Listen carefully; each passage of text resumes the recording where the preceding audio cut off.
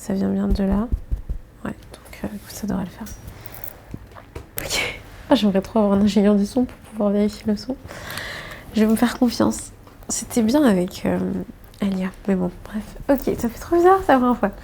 C'est la première fois que toute seule j'enregistre avec mon nouveau micro. La dernière fois j'avais enregistré avec Alia. On était deux, donc on a fait plein de tests, on a tout vérifié, on était sûr. Là, je pars un peu à l'aveugle. Mais ça va être bon. Allez, j'ai confiance. J'ai toujours pas fait de clap. Hey. Ok, en fait cette vidéo je la prépare depuis genre... Enfin, je la prépare pas, mais j'arrête pas de me répéter des trucs que j'ai envie de dire dans la vidéo depuis tout à l'heure parce que j'y pense. Mais je sais pas exactement vraiment ce que je veux dire face à la caméra. En fait, je prépare jamais totalement une vidéo parce que j'aime bien le côté un peu naturel et improvisé. On va recommencer. Coucou tout le monde, j'espère que vous allez bien. Aujourd'hui, on se retrouve pour une vidéo un peu différente.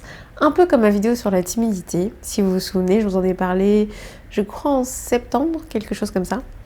Et dans cette vidéo-là, je vous avais expliqué un petit peu la différence entre l'introversion et la timidité, assez rapidement parce que c'était pas le sujet de la vidéo. Et je vous avais parlé du livre que je lisais à l'époque, La force des discrets de Susan Cain, que j'ai terminé depuis un petit bout de temps et qui lui parle totalement de l'introversion. Donc si ça vous intéresse, n'hésitez pas à le lire. Suite à cette vidéo, vous avez été nombreuses à me dire que vous aimeriez que je vous parle aussi de l'introversion. Je me suis dit, pourquoi pas aujourd'hui? Aujourd'hui, j'étais motivée pour le faire et j'avais envie de le faire, donc je me suis dit qu'il fallait que je le fasse. Je vais tout simplement parler avec vous, partager mon expérience, puisque c'est un sujet qui me concerne directement, parce que je suis une personne introvertie. Contrairement à la timidité, je n'ai pas honte d'être introvertie, je n'ai pas envie de changer ce trait de caractère, ce trait de ma personnalité, puisque ça fait partie de moi et je l'assume totalement en fait. Contrairement à la timidité sur laquelle j'ai vraiment travaillé, et c'est pas quelque chose de très positif en fait, la timidité en général ça nous bloque on va dire dans notre vie au quotidien, alors que l'introversion c'est juste une façon un peu différente de percevoir le monde, un peu différente d'interagir avec le monde, et pour moi c'est une façon comme une autre, donc c'est ni positif ni négatif, il faut juste comprendre comment on fonctionne pour mieux interagir avec les autres, pour être aussi bien en fait, tout simplement parce que j'ai eu des situations où je me suis dit oh je suis peut-être bizarre parce que j'ai pas forcément trop envie de parler avec les gens, j'ai pas forcément trop envie de me mêler aux autres, etc.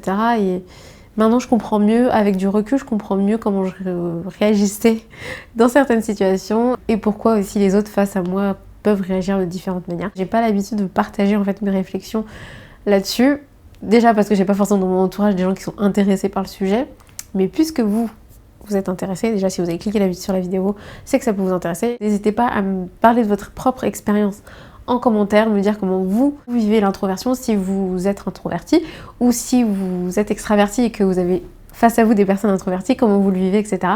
Ça pourrait être hyper intéressant pour des personnes introverties d'avoir votre point de vue et aussi pour des personnes extraverties parce que je trouve ça hyper cool d'échanger en fait vraiment nos sensations, nos impressions et notre expérience. Bref, assez blablaté pour cette intro. Généralement, quand on est introverti, on a plutôt tendance à garder ses idées pour soi, à plus facilement être créatif quand on est seul, à avoir un monde un peu imaginaire à soi et ne pas toujours sentir le besoin d'interagir avec les autres, de parler aux autres. Je peux pas dire que j'ai toujours aimé le fait d'être introvertie. Disons que dans la société en général, les extravertis sont davantage mis en avant, sont davantage... comment dire, pas adulées, mais on préfère généralement les personnes extraverties parce que avec elles c'est plus simple. Généralement les personnes extraverties, quand elles pensent à quelque chose, elles vont le dire tout de suite. Quand elles ont envie de faire quelque chose, elles vont assez facilement passer à l'action, etc. Elles vont pas forcément prendre beaucoup de temps, elles vont pas forcément faire les choses de manière un peu cachée. En gros, quand quelqu'un d'extraverti veut faire quelque chose, pense à quelque chose, on le sait. Voilà, on le sait. Une personne introvertie est généralement un peu plus mystérieuse.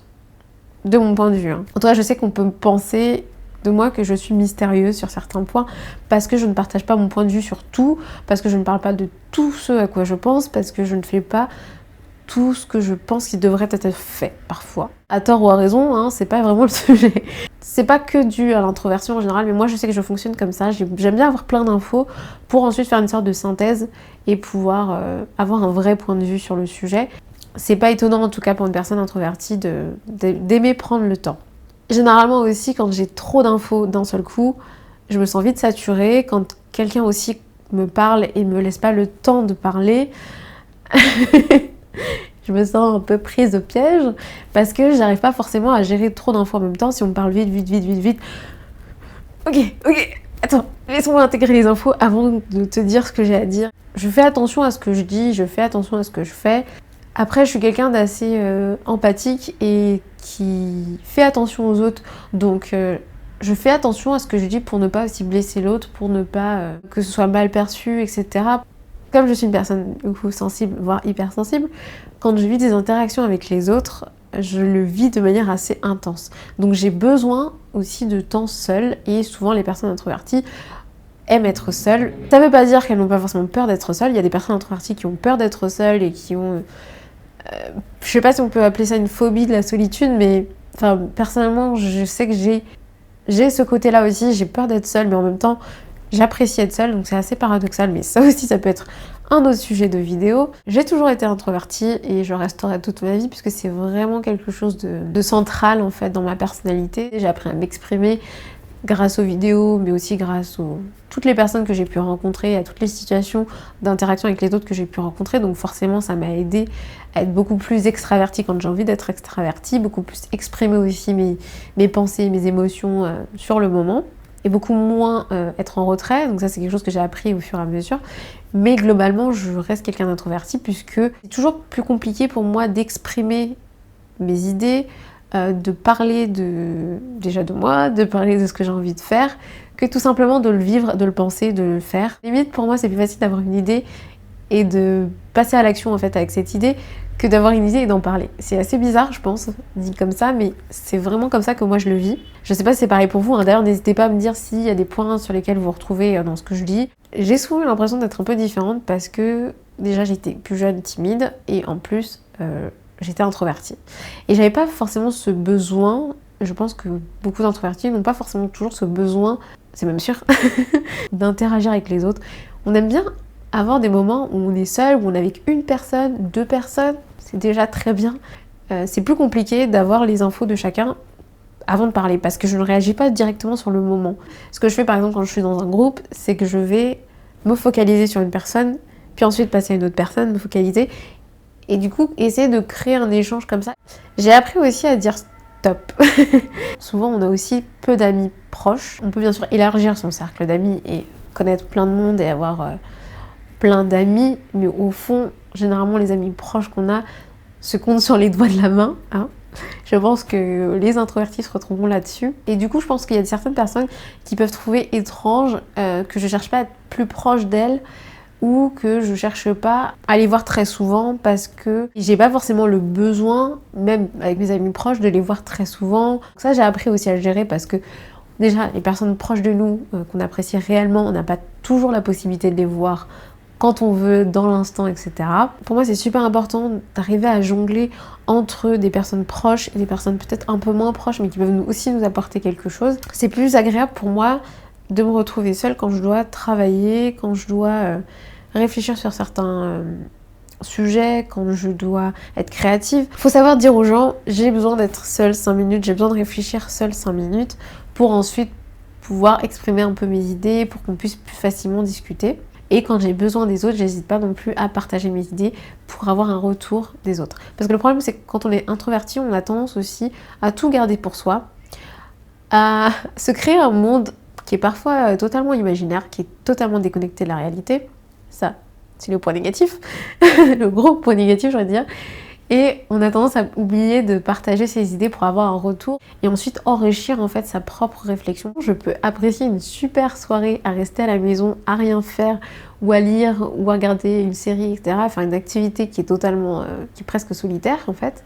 On peut faire à plusieurs, mais qu'en général, on peut très bien faire tout seul. Ou en couple, si on est en couple. Et ça me va très bien, et c'est quelque chose qui me rend heureuse en fait. Le fait de sortir en boîte, ou le fait de faire un dîner avec 10 amis, c'est pas quelque chose qui va forcément me faire beaucoup de bien. De temps en temps, c'est vraiment génial, et j'apprécie vraiment le moment parce que ça fait longtemps.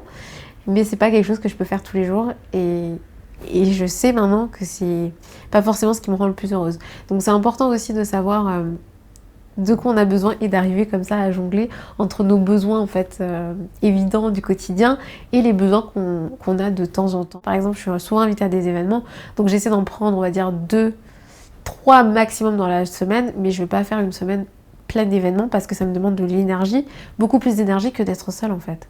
Réfléchir sur moi, être seule, lire, travailler sur mes vidéos, ça me demande moins d'énergie bizarrement, pour peut-être certaines personnes, que d'interagir avec les autres, passer une soirée avec, je sais pas, 50 personnes.